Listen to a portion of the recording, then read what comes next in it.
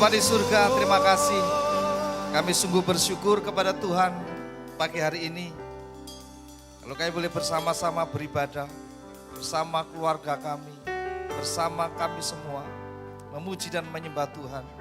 Engkau bertahta di atas puji-pujian kami, dan Engkau memberkati umat-Mu, sebab Engkau sangat mengasihi umat-Mu. Saat ini kami rindu mendengarkan firman Tuhan.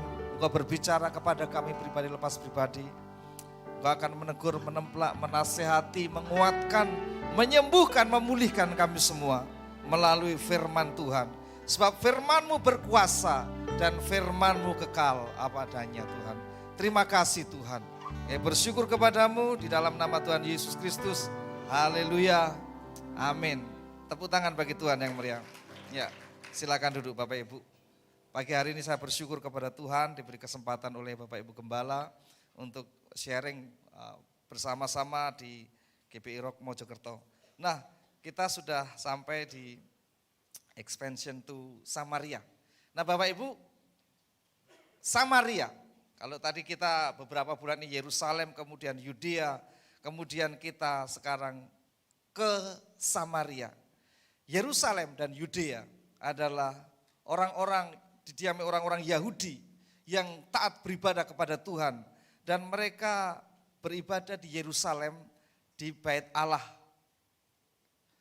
Bait Allah mereka adalah Bait Allah yang dibangun oleh Salomo, kemudian dibangun kembali pada zaman setelah pembuangan, dan kemudian perbaikan-perbaikan dilakukan oleh Raja Herodes di Yerusalem.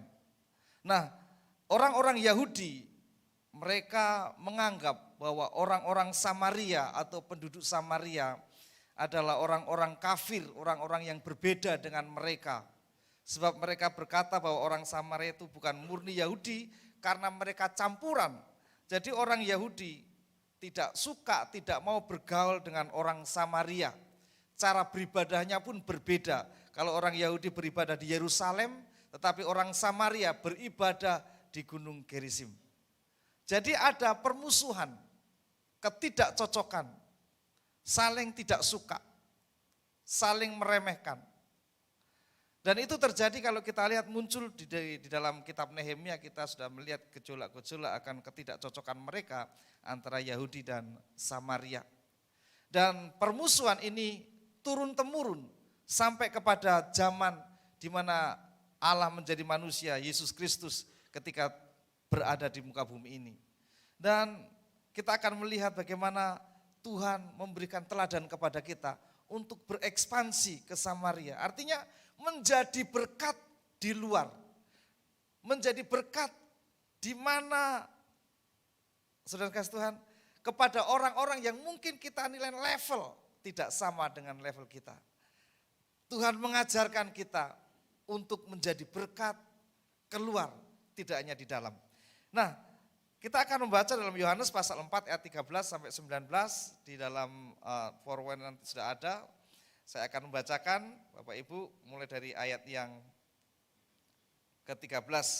Jawab Yesus kepadanya, ini kepada perempuan Samaria yang ditemui. Barang siapa minum air ini, ia akan haus lagi. Tetapi barang siapa minum air yang akan kuberikan kepadanya, ia tidak akan haus untuk selama-lamanya. Sebaliknya air yang akan kuberikan kepadanya akan menjadi mata air dalam dirinya yang terus-menerus memancar sampai kepada hidup yang kekal. Ayat 15 kata perempuan itu kepadanya, Tuhan berikanlah aku air itu supaya aku tidak haus dan tidak usah datang lagi ke sini untuk menimba air. Kata Yesus kepadanya, pergilah, panggillah suamimu dan datang ke sini. Kata perempuan itu, aku tidak mempunyai suami. Kata Yesus kepadanya, tepat katamu bahwa engkau tidak mempunyai suami. Sebab engkau sudah mempunyai 5 suami dan yang ada sekarang padamu bukanlah suamimu. Dalam hal ini engkau berkata benar. Kata perempuan itu kepadanya, Tuhan nyata sekarang padaku bahwa engkau seorang nabi. Nah Bapak Ibu yang dikasih Tuhan, kalau kita membaca ayat-ayat ini dan kemudian kita membaca khusus pada ayat 17 dan 18, maka kita mendapati bahwa Yesus sedang berbicara dengan seorang wanita bukan wanita baik-baik. Karena apa? Kita bisa menyimpulkan bukan wanita baik-baik. Sebab Yesus berkata, engkau sudah mempunyai 5 suami dan yang ada sekarang padamu bukanlah suamimu. Ini adalah satu hal yang bagi zaman sekarang saja sudah kita berkata tidak baik. Apalagi pada zaman tradisi pada waktu itu. Maka oleh sebab itu perempuan ini menimba air di waktu panas terik, di siang hari.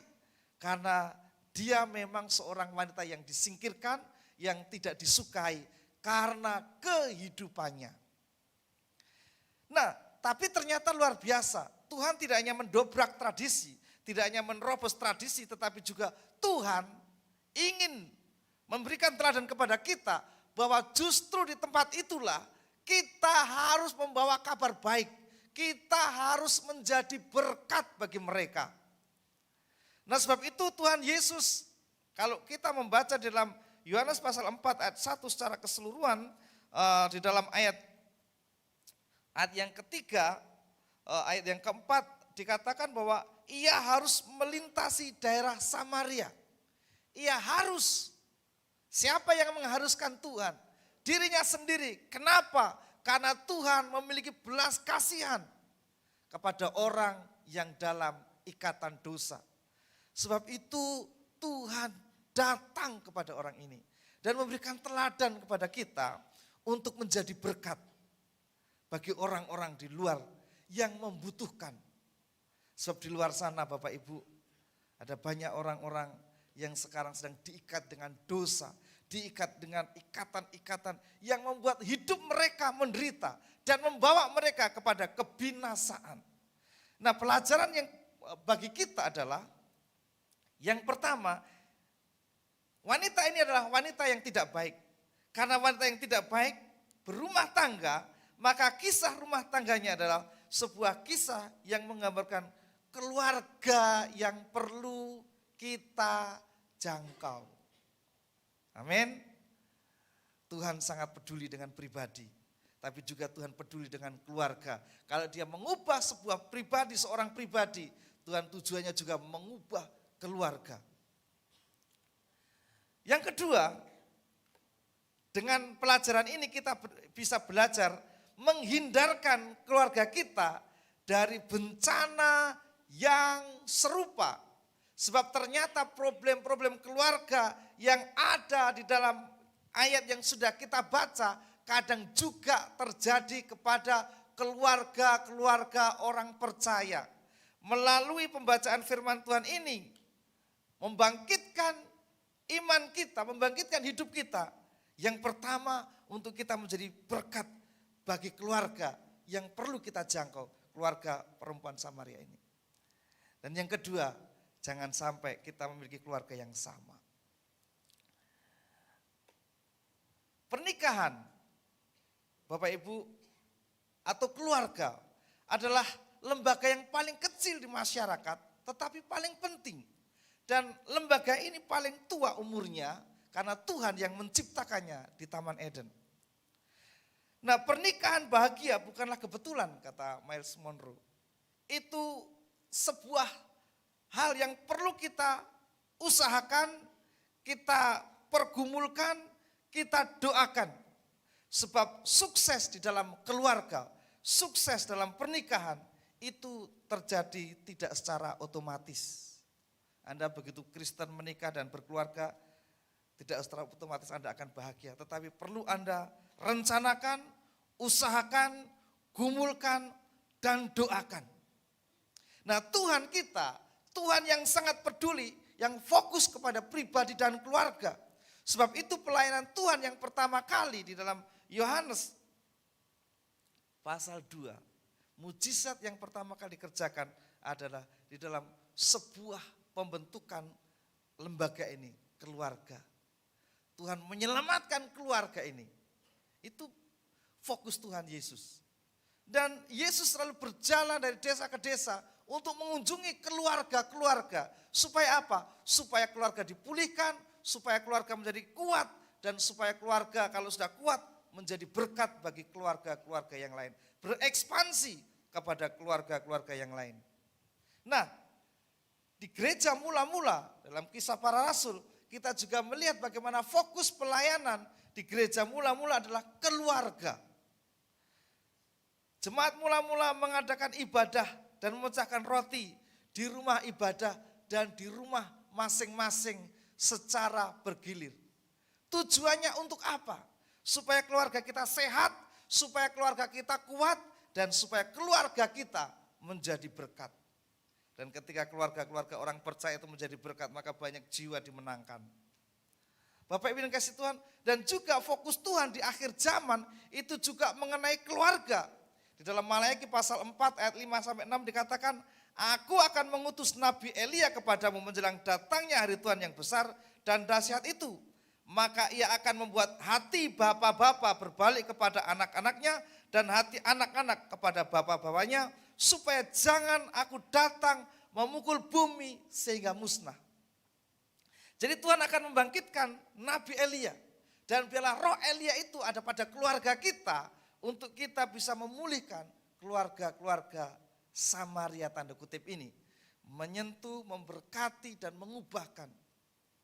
Kita tidak bisa membayangkan bagaimana seorang wanita yang tidak disebut namanya.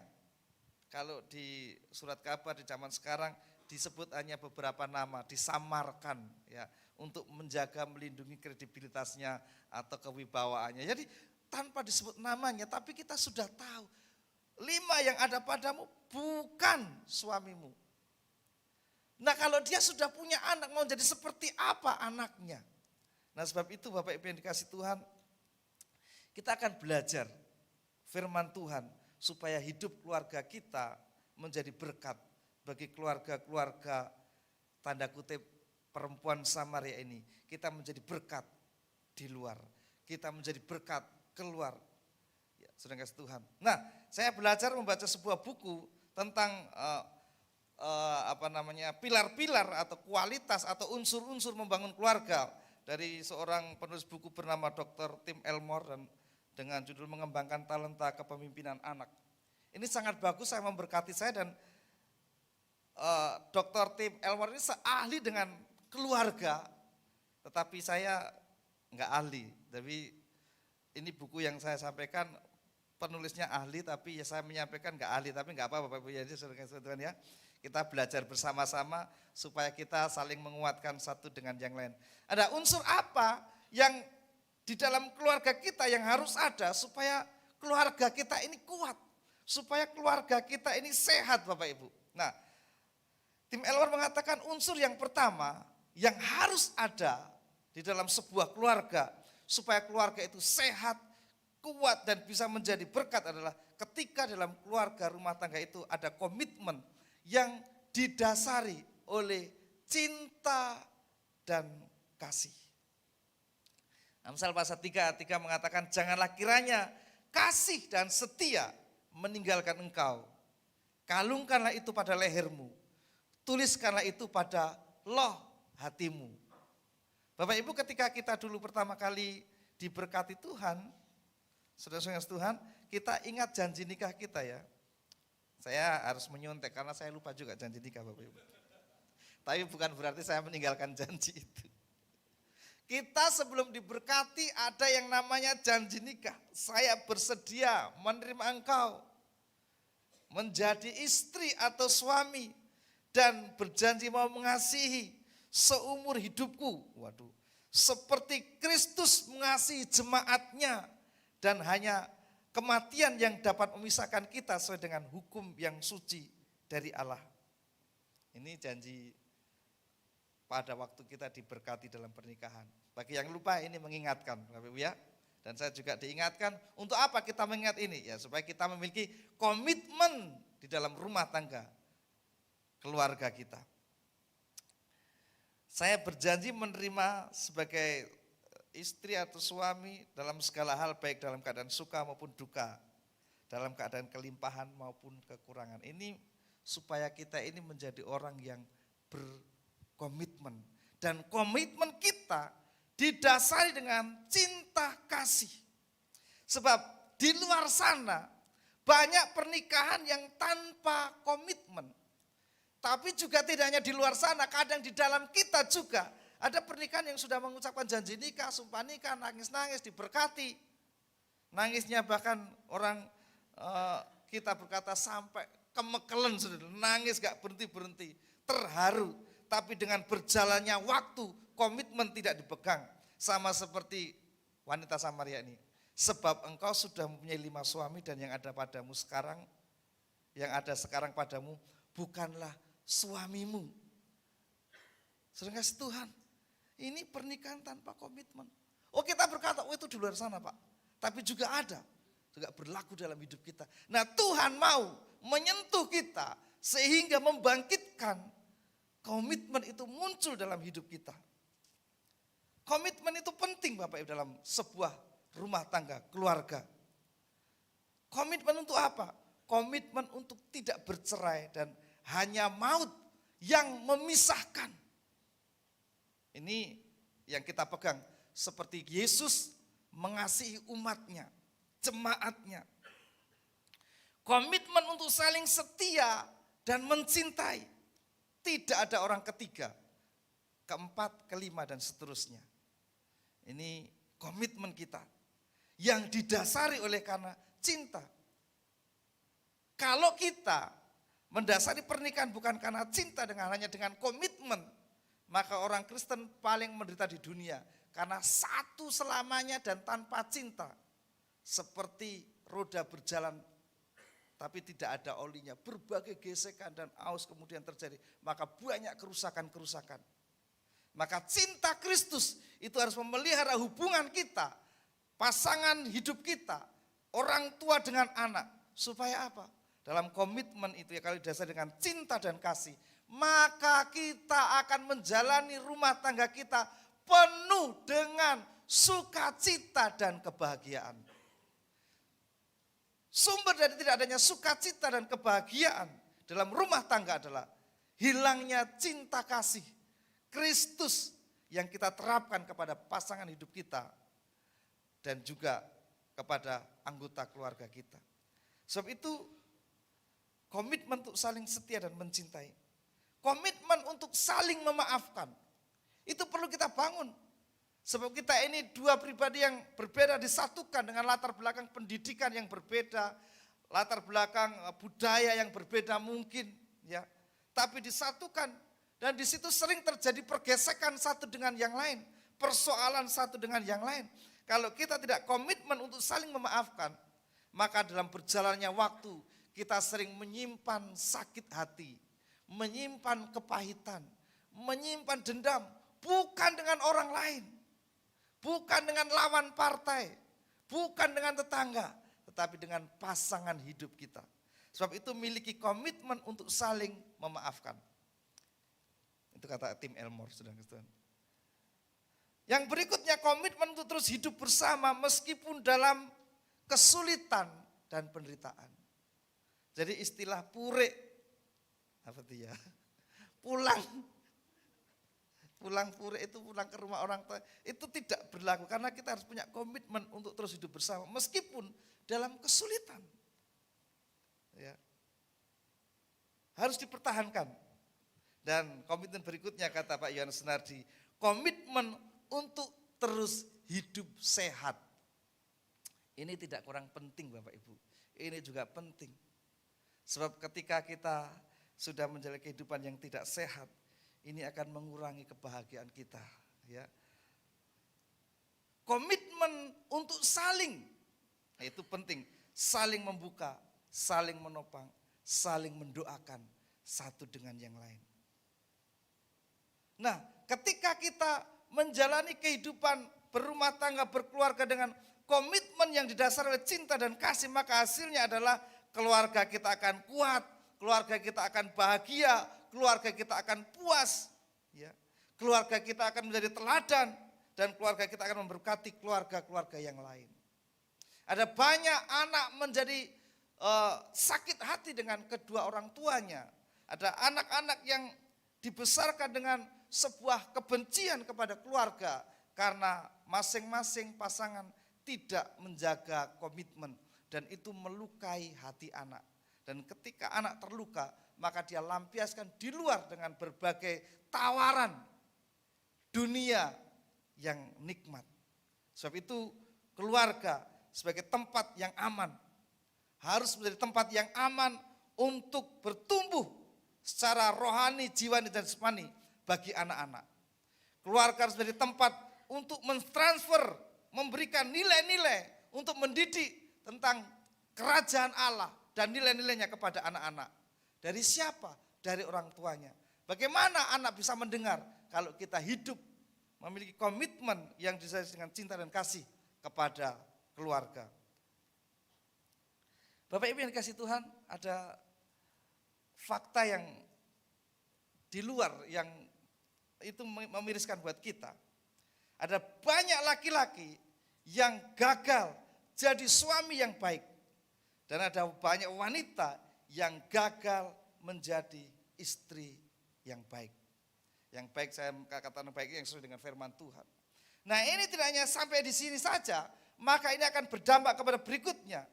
Mereka kalau sudah berumah tangga, mereka dalam rumah tangga itu akan gagal menjadi seorang ayah atau bapak yang baik dan gagal menjadi seorang ibu yang baik. Padahal pohon yang baik menghasilkan buah yang baik. Kalau pohonnya tidak baik, maka buahnya juga tidak baik. Nah, tidak hanya sampai di sini, tapi mereka juga akhirnya mereka gagal untuk menjadi orang tua. Menjadi tua itu pasti, tetapi menjadi orang tua yang baik, yang memberikan teladan kepada anak-anak, yang membuat anak-anak kuat di luar. Nah, sebab itu fakta-fakta ini harus kita singkirkan. Kita akan menjadi laki-laki, menjadi suami yang baik. Amin.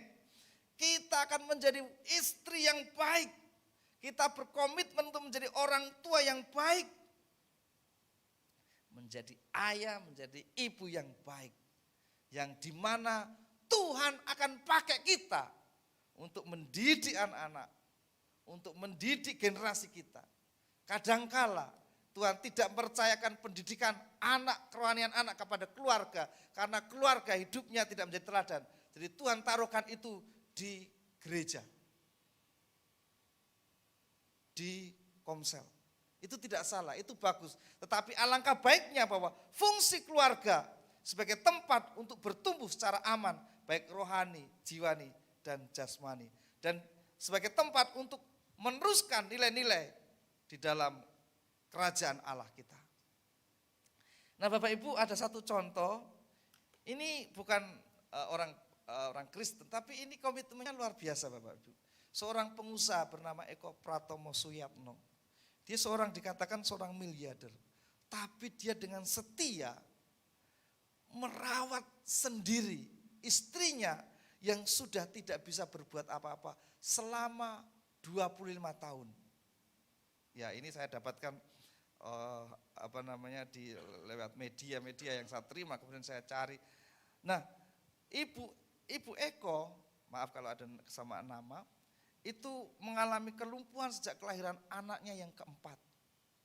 Dan kelumpuhan itu merambat kemudian tidak bisa berbuat apa-apa. Tapi suaminya adalah suami yang luar biasa komitmen. 25 tahun merawat. Pagi dia harus menyelesaikan tugas sebagai seorang ayah, kemudian membersihkan, menyuapi istrinya, kemudian tinggal ke kantor dan kemudian pulang untuk melakukan hal yang sama selama 25 tahun. Dan ketika anak-anaknya sudah besar, anak-anaknya menawari, "Pak, sekarang ibu kami yang merawat. Bapak boleh menikah lagi." Saudara-saudara Tuhan, tapi Pak Eko tidak. "Saya menikah dengan ibumu bukan karena nafsu, tapi karena saya mengasihi ibumu." Wah, anak-anaknya nangis sampai 4 kali. Ini kalau selain Pak Eko, mungkin istrinya belum lumpuh, sudah chatting dengan anggota grup SMA-nya terus, sudah cari-cari media sosial yang lain. Enggak ada komitmen, tapi Pak Eko ini punya komitmen yang luar biasa. Ayo kita belajar Bapak Ibu, kita semua. Kita ingin menjadi berkat bagi keluarga-keluarga, orang-orang tanda kutip Samaria. Nah, orang akan melihat kita, menyaksikan kita, bagaimana keadaan kita. Apakah betul-betul perkataan kita sesuai dengan apa yang kita alami. Apakah keluarga kita adalah keluarga yang sehat, keluarga yang kuat, keluarga yang dimana kita menjadi berkat. Kalau ada komitmen yang didasari dengan cinta dan kasih. Jadi sepulang dari gereja, ayo kita praktekkan. Makan bersama mungkin di depot Anda dengan istri. Kalau tarifnya terlalu tinggi, turun di dekat pom bensin Bayangkara. Kalau masih kemahalan, kalau saya di tempe penyet, saudara-saudara. Tempe penyet masih tinggi, masak dewi, saudara-saudara. Yang penting kita menciptakan komitmen-komitmen yang Tuhan sudah berikan kepada kita. Unsur yang kedua, pilar yang kedua, supaya keluarga kita kuat, sehat. Maka kata Dr. Tim Elmore mengatakan, harus ada apresiasi, penghargaan kepada anggota keluarga kita. Saudara kasih Tuhan, menurut teori Maslow ada 5 kebutuhan yang harus dimiliki oleh anggota keluarga. Yang pertama adalah kebutuhan secara fisiologis. Makan, minum, bernafas, di mana kita bisa berlangsung dalam kehidupan. Kemudian kebutuhan setelah kebutuhan dasar fisiologis, maka kebutuhan berikutnya yang harus ada, yang harus dipenuhi dalam keluarga kita adalah kebutuhan rasa aman dan perlindungan. Jadi ada rasa aman di rumah dan merasa dilindungi, itu harus ada. Yang ketiga adalah kebutuhan rasa cinta. Kita sudah yang menghasilkan komitmen tadi, perasaan dimiliki dan memiliki, sehingga dalam rumah ada kehangatan, ada kasih sayang. Ya, jadi mari kita ciptakan 3 kebutuhan fisiologis, kebaktian rasa aman dan kebutuhan rasa cinta, kasih dimiliki dan memiliki itu tercipta dalam keluarga kita, sehingga kita nyaman di rumah, aman di rumah, tenang, tentram. Dan kebutuhan yang berikutnya adalah perasaan dihargai atau diakui. Nah, setiap kita membutuhkan untuk hal ini, dihargai, diberikan penghargaan. Penghargaan itu juga bisa berupa dipuji, dipeluk, atau dicium. Dan juga diberikan kata-kata yang membangun. Ini wanita Samaria saja dipuji sama Tuhan. Karena memang kebutuhan manusia itu adalah penghargaan. Ya, coba lihat. Kata perempuan itu, aku tidak mempunyai suami, kata Yesus kepadanya. Tepat katamu bahwa engkau tidak mempunyai suami. Sebab engkau sudah mempunyai 5 suami dan yang ada sekarang padamu bukanlah suamimu. Dalam hal ini engkau berkata benar. Ya. Tuhan memberikan penghargaan, memberikan apresiasi, memberikan kata-kata pujian kepada wanita itu. Nah, tujuan berikutnya adalah untuk memberikan nasihat, didikan. Sedangkan Tuhan, kalau kita membaca bahwa pentingnya perkataan pujian, perlakuan penghargaan kepada anggota keluarga itu begitu pentingnya, maka di dalam Efesus pasal 4 ayat 29 dikatakan, Paulus mengatakan begini, janganlah ada perkataan kotor keluar dari mulutmu. Perkataan kotor ini bukan hanya berupa, kalau bahasa misuh, oh apa ya, bahasa Indonesia nih, bahasa Jawanya misuh. Apa kalau bahasa Indonesia Bapak Ibu? Ya kotor itu aja ya. Bukan, ini perkataan kotor, perkataan yang busuk, perkataan yang jahat, perkataan yang berbahaya. Jangan ada, itu keluar dari mulutmu. Perkataan yang mencela. Sebab apa? Manusia itu paling tidak suka dicela. Manusia itu paling tidak suka dihina. Manusia paling tidak suka direndahkan. Sebab itu jangan.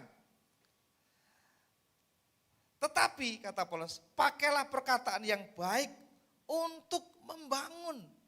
Nah, Paulus mengatakan, ayo sebuah perkataan yang bukan merendahkan, meremehkan, mencela pasangan hidup kita atau anak-anak kita, bahkan kalau Anda sebagai anak orang tua kita, engkau mencela, engkau meremehkan, ya, engkau berkata busuk, berkata jahat, berkata tidak sopan, tidak boleh.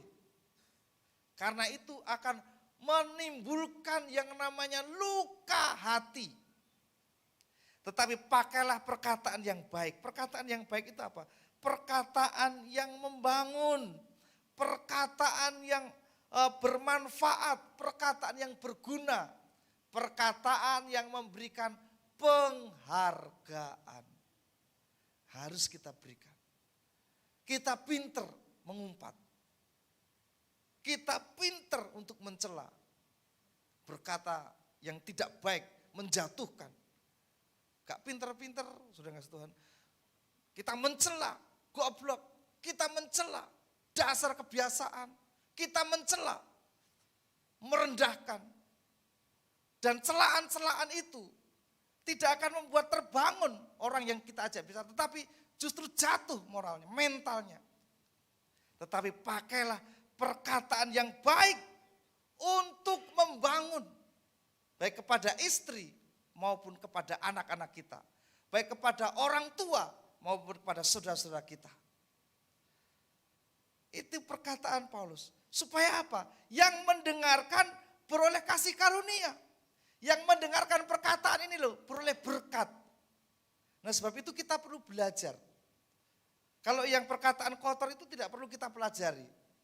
Enggak tahu dari mana kita dapatkan. Meso itu sudah enggak perlu kita belajar ya. Meso ini artinya apa? Enggak perlu. Itu enggak tahu pasaran sudah kita sering mengatakan. Perkataan kotor, perkataan jahat, perkataan yang menyakitkan. Perkataan yang merendahkan itu kadang-kadang kita tidak perlu belajar. Kita otomatis. Tetapi kalau perkataan yang baik Bapak Ibu, kita perlu belajar. Perkataan yang baik untuk membangun. Supaya apa? Yang mendengar boleh kasih karunia. Ternyata ada banyak persoalan keluarga itu terjadi bukan hanya komitmennya yang bagus, tetapi perkataan yang mendatangkan kesakitan di dalam hati. Kalau sakit tubuh ini diobati, ya kelihatan.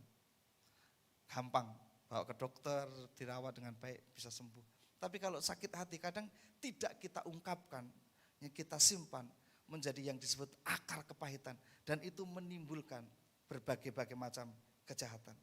Nah, Salomo juga mengingatkan kepada kita tentang hal ini.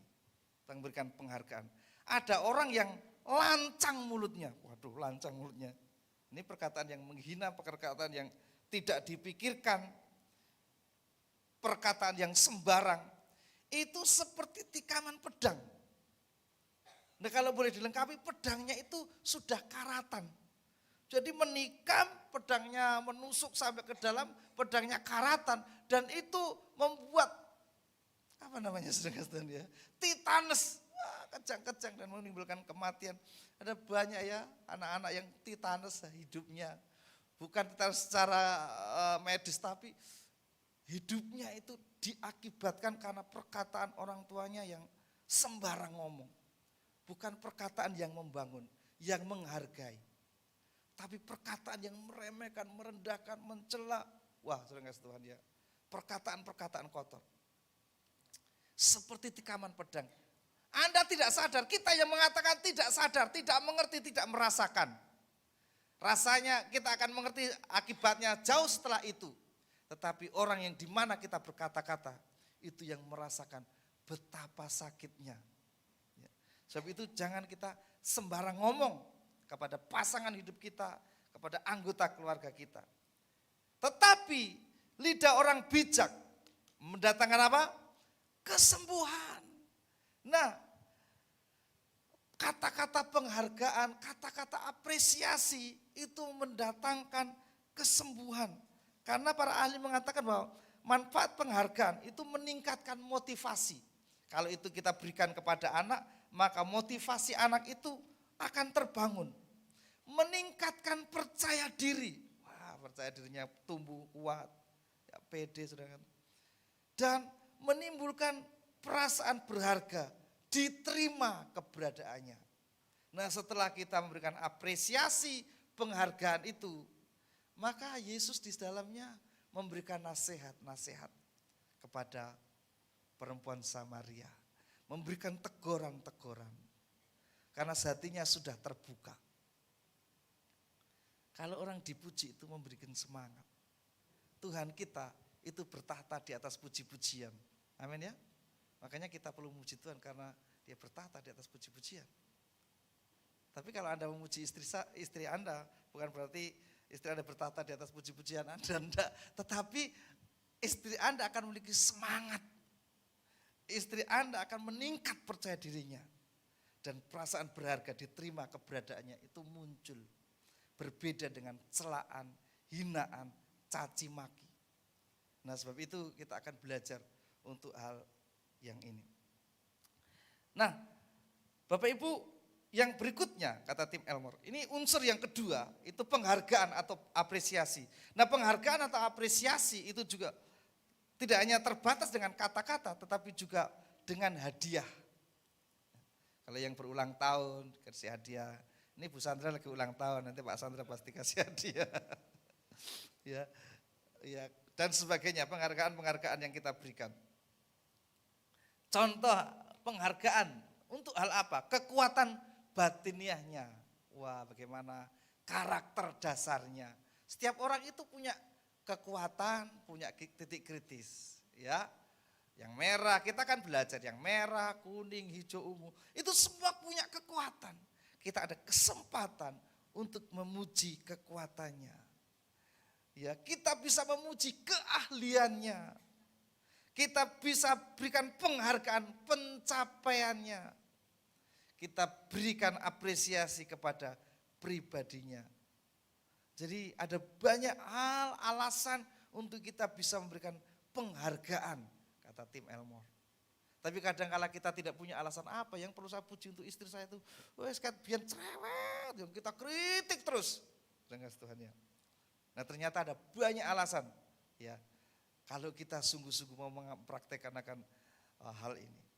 Tuhan saja memberikan apresiasi kepada wanita Samaria. Enggak ada orang yang lain memuji dia. Oh dia enggak mau ketemu orang, setiap ketemu orang mesti dimaki-maki. Setiap ketemu orang pasti diencepi sudah kasih Tuhan. Makanya dia siang hari cari air. Tapi ini berbincang-bincang dengan Yesus kerasan dan aman. Karena apa? Merasa dihargai. Dan buah dari itu adalah perubahan hidupnya. Yang berikutnya, unsur yang berikutnya adalah waktu kebersamaan. Nah, kita akan melihat waktu kebersamaan itu betapa pentingnya. Karena untuk bisa mempengaruhi orang, mempengaruhi anak, mempengaruhi pasangan hidup, perlu kedekatan. Untuk bisa kita dekat, maka perlu waktu bersama-sama, waktu kebersamaan. Nah Tuhan menyediakan waktu. Ayat yang ketiga ya, Yohanes pasal 4, ia pun meninggalkan Yudea dan kembali lagi ke Galilea. Ia harus melintasi daerah Samaria. Maka sampailah ia ke sebuah kota di Samaria yang bernama Sikar, dekat tanah yang diberikan Yakub dahulu kepada anaknya Yusuf. Ia harus melintasi daerah Samaria. Kata harus, saya artikan sebagai suatu keputusan untuk menyediakan waktu. Dia menyediakan waktu kepada umatnya. Di situ terhadap sumur Yakub. Yesus sangat letih dan oleh perjalanan karena ia duduk di pinggir sumur itu. Hari kira-kira pukul 12, maka datanglah seorang perempuan Samaria hendak menimba air. Kata Yesus kepadanya, berilah aku minum. Harus Yesus menyediakan waktu untuk perempuan yang sudah tidak berharga bagi tanda kutip masyarakat sekitarnya. Tapi Tuhan masih memberikan penghargaan, memberikan waktu. Kadangkala di tengah-tengah kesibukan kita berkata tidak ada waktu untuk pasangan, tidak ada waktu untuk anak. Dan kadang anak tidak ada waktu untuk orang tua. Tuhan saja yang sibuk. Siapa yang bisa melebihi kesibukan Tuhan? Dia menyediakan waktu. Ini untuk perempuan Samaria ini. Sebab itu kita harus meluangkan waktu-waktu yang berharga, waktu yang sangat sempit ini yang bagi seorang bisnismen, bagi seorang pegawai negeri, bagi seorang yang pekerja yang luar biasa. Ini harus kita luangkan waktu bersama dengan keluarga. Karena waktu bagi keluarga bukan kita sebut membuang-buang waktu, tetapi itu sebuah investasi yang akan kembali kepada kita di dalam sebuah keutuhan keluarga. Waktu untuk bersama-sama dan kebersamaan yang kita ciptakan itu menghindarkan dari sikap ketidakpedulian satu dengan yang lain dari semua anggota keluarga. Jadi mari kita bersepakat untuk menyediakan waktu. Kadang orang tua sudah capek-capek menyiapkan waktu, tapi kadang-kala anak-anak ini yang sudah mulai remaja, enggak suka sama orang tuanya. Bahkan kalau diajak jalan-jalan sama orang tuanya, malu. Lebih baik ke komunitasnya. Didekati papanya, enggak usah deket-deket Pak. Ya. Didekati mamanya, ditanya, enggak usah tanya-tanya mal. Kita jawabnya ketus. Padahal waktu kebersamaan itu sangat penting. Karena di mana kebersamaan itu kita bersama-sama untuk bisa berdoa bersama-sama di rumah. Yang kita sebut misbah keluarga. Bisa menyelesaikan pekerjaan rumah bersama-sama. Nah ini paling yang enggak disukai anak-anak ini. Mengerjakan pekerjaan rumah bersama-sama. Kadang anak-anak ya membebankan pekerjaan rumah kepada orang tuanya. Harusnya sudah bisa cuci pakaian sendiri. Tapi sudah orang tuanya sudah kerja di rumah capek-capek, dibebankan cuci baju, nyapu. Nah, anak-anak perlu dengarkan, waktu kebersamaan itu penting untuk mengerjakan dan menyelesaikan pekerjaan rumah. Nah, kita melihat akan seorang tokoh yang bernama, ini dari Bunda Teresa dulu. Ini perkataan beliau, ini saya ambil di internet. Saya pikir dunia sekarang sedang jungkir balik dan sangat menderita karena sedikit kasih di dalam rumah, di dalam kehidupan keluarga.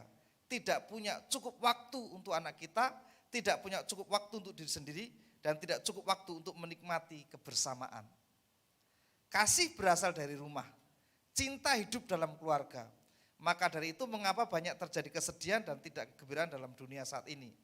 Semua orang saat ini hidup sangat terburu-buru, ingin lebih bertambah kaya, ingin lebih berkembang, dan seterusnya. Sehingga anak-anak hanya punya sedikit waktu dengan orang tuanya. Orang tua hanya punya sedikit waktu bagi mereka sendiri dan akhirnya perdamaian dunia mulai terkikis dari dalam rumah. Jadi kalau kita ingin menciptakan perdamaian di dunia, karena ini Bunda Teresa mendapat Nobel Perdamaian, ayo kita mulai dari rumah. Ya, investasikan waktu, luangkan waktu yang berharga, baik itu suami, istri, dan anak-anak, butuh kerjasama. Karena di dalamnya kita bisa saling membangun, saling menegur, saling mengoreksi, saling menasehati. Ya, ini Yakub. Waduh, Yakub ini kalau istrinya 4 tidak perlu kita contoh. Ya. Tetapi ada yang percontoh bagaimana Yakub selalu meluangkan waktu untuk berkumpul dengan istri dan anak-anaknya. Bagaimana itu bisa terjadi ketika dia di rumah Laban? Ketika soal perjanjian kontrak dengan mertuanya, dia sering dicurangi oleh bosnya yang adalah mertuanya tentang upahnya. Maka Yakub ketika anak-anak masih kecil dia kumpulkan dengan istri dan anak-anaknya untuk membahas tentang hal ini. Maka mereka berdoa sehingga ada jalan keluar. Karena Laban sering mengubah-ubah upahnya.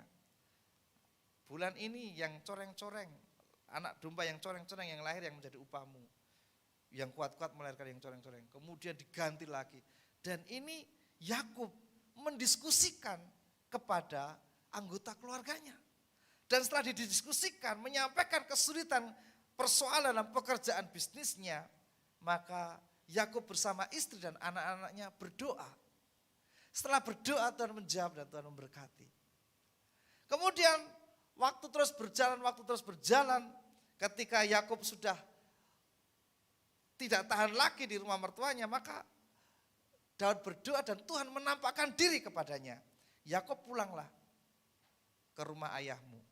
sebab aku akan memberkati engkau dan memberikan tanah ini kepadamu.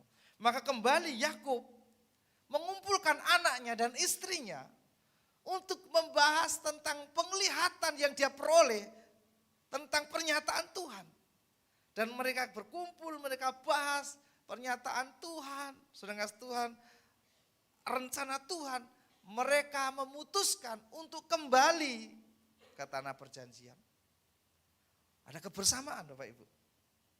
Nah, ketika mereka mau menghadap Esau, karena mereka tahu apa yang terjadi di antara mereka berdua karena ada kebersamaan saling bercerita, maka mereka membahas dan membentuk strateginya dan berjalan bersama-sama. Akhirnya Yakub bisa berdamai dengan kakaknya.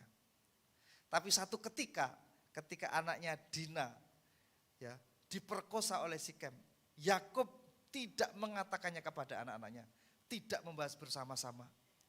Apa yang terjadi ketika kebersamaan itu dihilangkan? Maka dua orang anaknya mengambil pedang dan membunuh orang-orang kelompok suku yang memperkosa anak saudaranya itu. Dan Yakub menjadi marah sekali. Ada satu tindakan yang tidak terkontrol ketika satu permasalahan tidak dibicarakan bersama di dalam keluarga itu. Nah, saudara Tuhan. Makanya ketika Yakub mau mati, dia masih mengumpulkan, meluangkan waktu di tengah-tengah kesakitannya. Anak-anaknya dikumpulkan. Dan dia kemudian memberkati anak-anaknya. Setelah itu terjadi maka dia meninggal. Maka hasilnya adalah anak-anaknya menjadi satu bangsa yang kuat. Yaitu Israel, 12 suku. Itu hasil dari kebersamaan Yakub dengan anak-anaknya. Nah saudara-saudara, betapa pentingnya kebersamaan itu di tengah-tengah kesibukan. Allah kita yang luar biasa menginvestasikan waktu, menyediakan waktu. Kita juga perlu menyediakan waktu untuk keluarga kita. Yang terakhir, kesehatan rohani. Unsur kesehatan rohani dalam keluarga itu sangat penting. Allah mempercayakan bayi Yesus kepada keluarga yang rohaninya sehat. Yusuf dan Maria dipercayakan. Coba kalau Yesus dipercayakan di keluarga yang broken home, mungkin enggak, gizinya tidak tercukupi Bapak Ibu. Itu tafsiran saya. Tapi Allah tahu menempatkan ya firman akan dipercayakan kepada siapa ini? Dibentuk satu keluarga yang bahagia. Sebab itu keluarga penting kita melakukan segala hal, tapi juga kita perlu memperhatikan kesehatan rohani kita. Rohani dalam keluarga itu. Nah sebab itu Yosua berkata, ini penting, tetapi aku dan seisi rumahku, kami akan beribadah kepada Tuhan. Kenapa? Karena Yosua tahu kekuatan rohani sebuah keluarga itu akan menentukan kekuatan bangsa. Nah sebab itu ketika zaman Yosua masih hidup, ini coba lihat, orang Israel beribadah kepada Tuhan sepanjang zaman Yosua dan sepanjang zaman para tua-tua yang hidup lebih lama daripada Yosua dan yang mengenal segala perbuatan yang dilakukan Tuhan bagi orang Israel. Nah ketika keluarga-keluarga itu mengikuti teladan keluarga Yosua, memperhatikan kesehatan rohaninya, maka bangsa itu, bangsa yang beribadah kepada Tuhan. Dan ketika bangsa itu beribadah kepada Tuhan, maka mereka menjadi bangsa yang kuat. Tapi ketika ada satu angkatan yang tidak mengenal Tuhan, maka bangsa itu menjadi runtuh. Nah, kerohanian yang sehat akan memampukan anggota keluarga untuk melewati kehidupan dengan cara yang sungguh-sungguh membawa berkat. Keluarga yang memiliki kerohanian yang kuat akan mampu menangani krisis dan mengubahnya menjadi sebuah kesempatan. Sebab itu perhatikan kerohanian keluarga kita. Dan salah satu sarananya adalah melalui komsel. Tengok kanan kiri, kalau bisa ditanya sudah ikut komsel belum? Nah, kalau belum ayo ikut. Nah Bapak Ibu yang kasih Tuhan, biarlah ini unsur-unsur yang membangun keluarga kita menjadi kuat, menjadi sehat. Dan setelah itu kita akan menjangkau keluar, kita akan menjadi berkat di luar kepada orang-orang, keluarga-keluarga yang perlu kabar baik. Tuhan Yesus memberkati. Terima kasih Bapak, kami mengucap syukur kepadamu untuk pagi hari ini. Biarlah kami boleh kasih karunia untuk dikuatkan iman kami, untuk diteguhkan iman kami, untuk dibangun iman kami melalui firman Tuhan pada pagi hari ini. Kami mengucap syukur kepadamu di dalam nama Tuhan Yesus Kristus. Haleluya. Amin. Saya serahkan kepada para pelayan perjamuan kudus.